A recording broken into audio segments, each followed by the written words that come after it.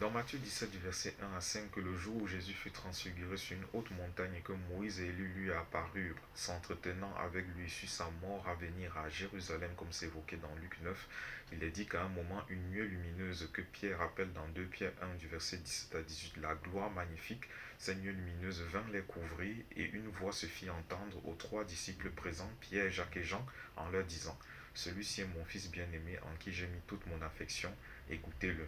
Les disciples n'ont pas entendu la voix d'eux-mêmes, c'est la voix qui s'est fait entendre. Ça veut dire que c'est une image de la grâce. Le Père leur a permis d'entendre sa voix.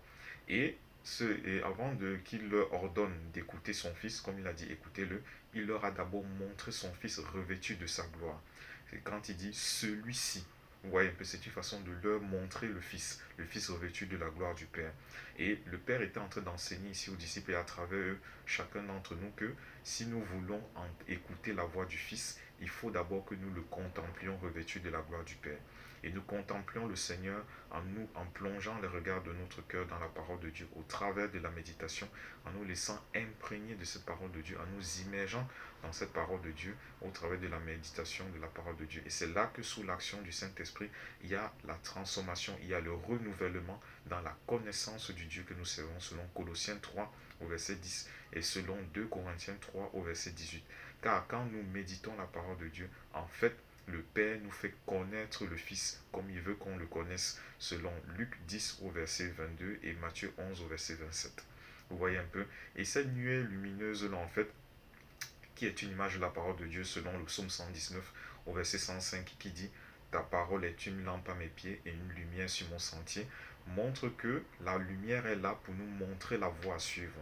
La lumière est là pour que nous soyons bien disposés au travers du renouvellement, de la transformation à l'image de Dieu qui est Christ en fait.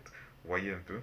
Et ce qui nous fait marcher sur la voie à suivre, sur la voie droite, ce n'est pas la lumière qui nous montre la voie droite, mais c'est l'assurance que nous avons d'être dans la lumière.